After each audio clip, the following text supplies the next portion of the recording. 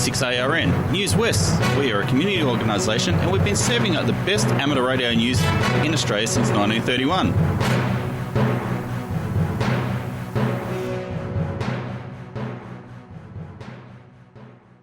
Hi there, I'm Clinton, VK6FCRC, and welcome to Newswest for the 4th of August 2024. Now on the show.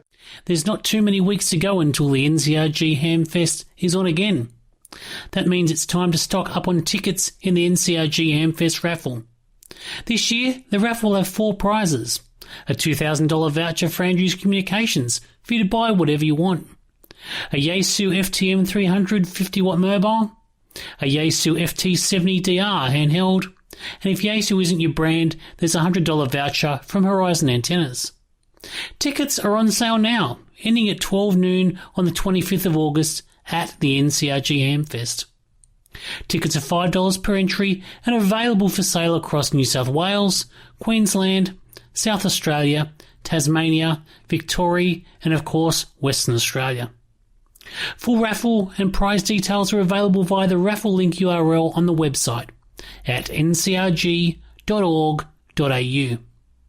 Don't forget to come and join the club and our guest sellers on August 25th at the Cyril Jackson Rec Centre at the end of Fisher Street in Bassendean.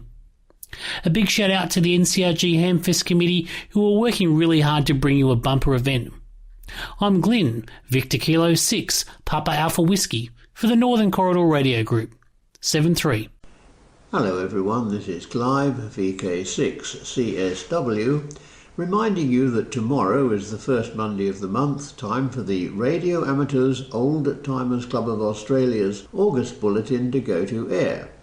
This month, as well as the latest club news from Andrew, VK3CAH, I'll be reading an article by Herman Williamson, VK2IXV, about wireless distress signals.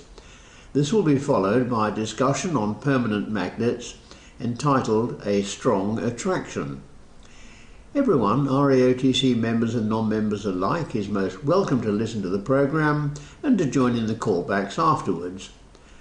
Full details of all transmission times, modes and frequencies are published on the RAOTC website at www.raotc.org.au or just Google RAOTC broadcasts. If none of these times suit you, you can download the audio file at any time from today. But if you do download the file, some brief feedback would be appreciated. Now some local broadcast details. Tomorrow, Chris, VK6JI, will transmit the bulletin on 80 metres on 3620 kHz starting at 8 a.m. Please note that this start time of 8 a.m. is an hour earlier than it used to be. Also at 8 a.m. local time tomorrow, there's a transmission via digital mobile radio on the VK-DMR network Talk Group 5. At 10 a.m. local, the program will be transmitted via the Newswest linked repeater system, simultaneously with a 40-metre transmission on 7088 kHz, again by Chris VK6JI. On Wednesday, August the 7th, we have a D-Star broadcast at 5:30 p.m. WA local time. This will be transmitted via D-Star Reflector 91C following AR Newsline. On Sunday, August the 11th, repeats of the RAOTC bulletin follow the 7 a.m. 160 metre broadcast of the WIA News by Phil VK6GX and the 40 metre broadcast by Chris VK6JI. The next lunchtime meeting for members and friends of the RAOTC in Perth is on Tuesday, August the 13th at the Woodbridge Hotel, 50 East Street, Guildford. We meet at 11:30 for midday lunch. An attractive, well-priced seniors menu is available, which can be viewed online. Everyone's welcome to come along and have an eyeball QSO. There's adequate car parking, but if you're coming by train, be sure to alight at Guildford East, repeat Guildford East Station. Full details are on the club website under the heading Luncheons. Once again, tune in tomorrow for the August RAOTC broadcast, and we look forward to hearing your call sign in the callbacks. 73 from Clive, VK6CSW. Hi, just a little note about VK6RRG and the WARG Technical and General Net. Having it run every Sunday morning on VK6RLM, that's 146.750, or Channel 3 in the old money. And it starts at 10:30 a.m. this morning. Of course, if you're listening in the evening, it's next week. On Tuesday afternoons and evenings, the 40 and 80 metre bands come alive with the sound of slow CW. Who would have thought that this ancient art, which some say was once such a dreaded part of the amateur licence test, would become so popular in these days of modern communications? The uncontrolled net is run in designated portions of the two bands to encourage new CW operators to have a go at slow CW in a safe and really friendly environment. Slow speed and lots of mistakes are par for the course. It's all about having a go, starting with a basic call sign and RST exchange, then over time getting better and better. The net also attracts its fair share of old-timers who enjoy helping others to have a go or to just enjoy the banter. The CQ-QRS net started in Western Australia 3 years ago and has been running every single Tuesday and has been unbelievably popular. The net runs from 3 p.m. until about 7 p.m. on 40 metres, then moves to 80 metres, and we've had up to 60 stations on air having a go, and who knows how many listeners are out there every Tuesday as well. So the CQ-QRS net is on 40 metres between 0700 Zulu and 1100 Zulu, that is 3 p.m. until 7 p.m, and is held between 7020 and 7040 kilohertz. Then between 0900 Zulu and 1300 Zulu, which is 5 p.m. until 9 p.m, we're on between 3540 and 3570 kilohertz every Tuesday. There's no net control, so when you're ready to have a go, just find a quiet spot and start calling CQ-QRS at about 75% of the speed you can copy.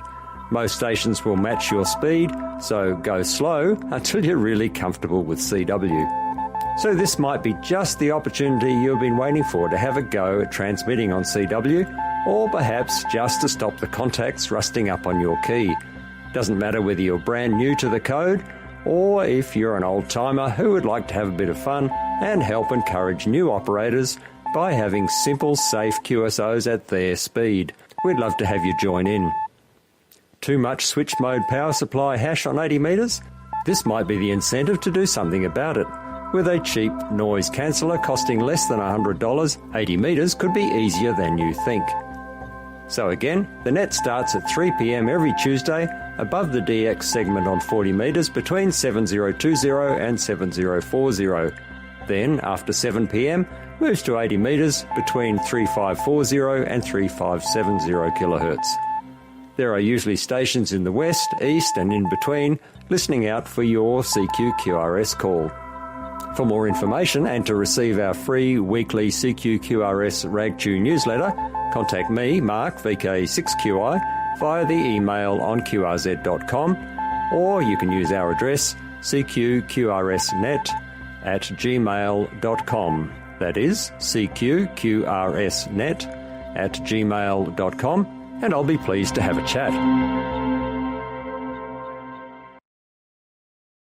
And now for something completely different. WARG News. G'day from WARG. Just a reminder that tomorrow night, Monday the 5th of August, is the next WARG meeting, and it will be held at the First Midland Scout Hall, number 10, Helen Street in Bellevue. Doors opening at 1900 or 7 p.m. for a 19:30, 7:30 p.m. start, and tea, coffee and bickies will be available. So, get yourself down to a WARG meeting in Midland tomorrow night.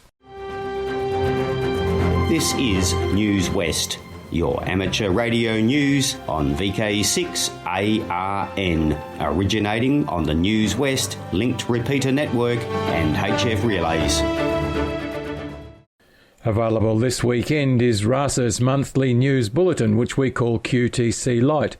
We publish a quarterly magazine called QTC, and the monthly QTC Lite bulletin keeps you up to date in between. We're using this month's QTC Lite to give notice of RASA's annual general meeting, which is on Saturday the 7th of September. RASA made a submission to the WIA's consultation on the 40-metre band plan, and we have a short story on that with a link to the full document on our website. Now, in response to confusion and popular misinterpretations of the ACMA's policy on the use of VK9 call signs by international visitors for de-expeditions in Australian territories, RASA sought clarification from the ACMA.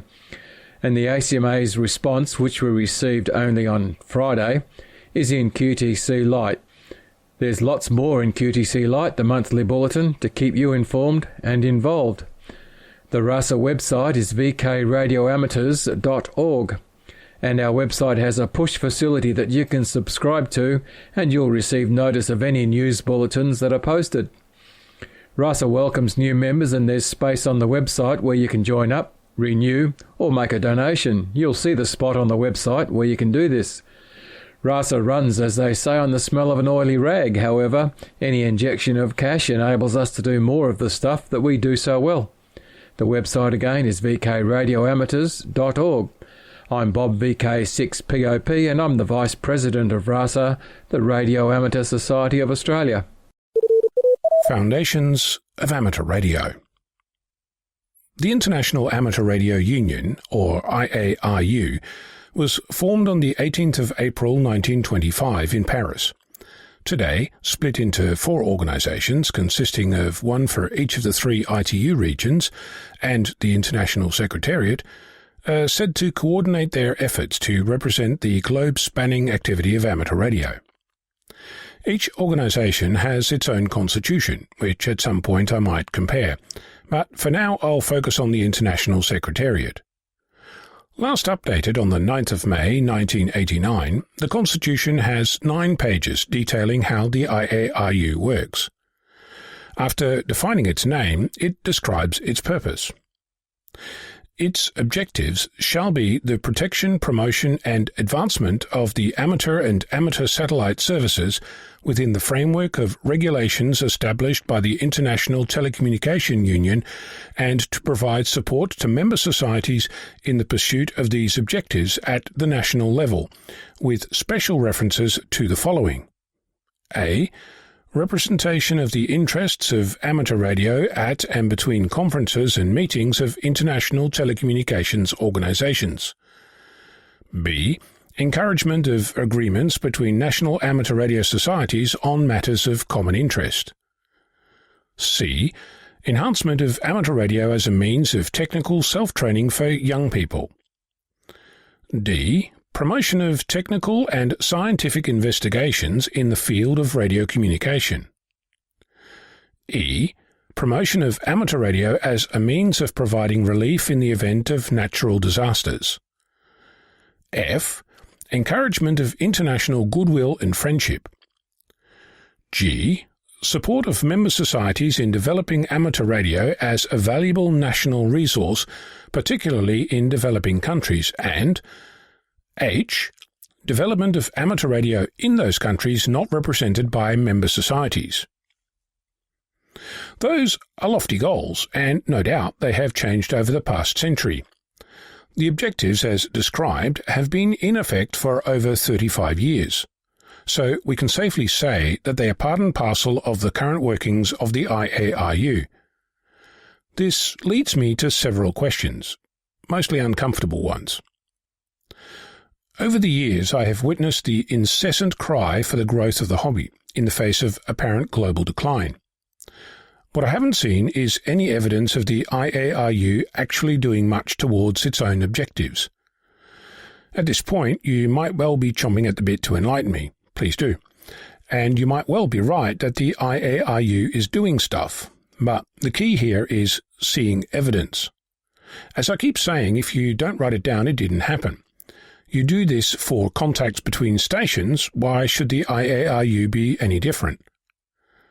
While the IARU is a recognised United Nations organisation, it's entirely volunteer-run and paid for by its members.